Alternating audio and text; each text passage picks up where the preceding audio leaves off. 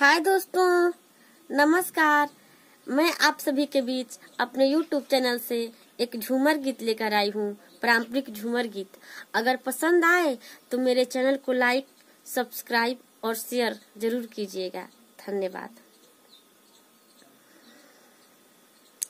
कि पिपरा डोले पतैया डोले आ फुनुगियो डोले रे नाना दे। कि पिपरा डोले पतैया डोले आ फुनुगियो डोले रे नाना दे। रात के अलबेला बलमुआ सपनावा कैलू रे नाना दे। रात के अलबेला बलमुआ सपनावा कैलू रे नाना दे। पिपरा डोले पतैया डोले फुनुगिया डोले रे नाना दे। पिपरा डोले पतैया डोले आ फुनुगियो डोले रे नाना दे।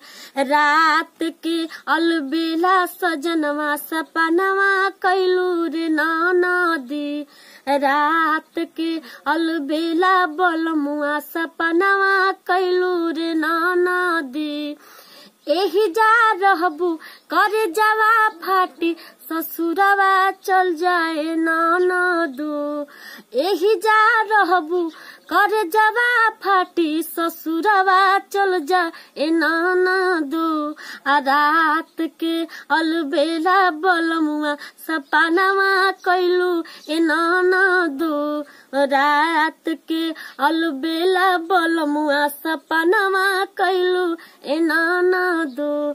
पिपरा डोले पतैया डोले फुनुगियो डोले ए नाना दो।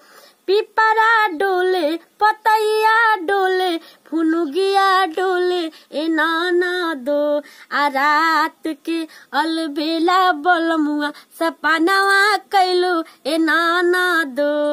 रात के अलबेला बलमुआ सपनावा कैलू ए नाना दो। अरे रात के अलबेला बलमुआ सपनावा कैलू ए नाना दो।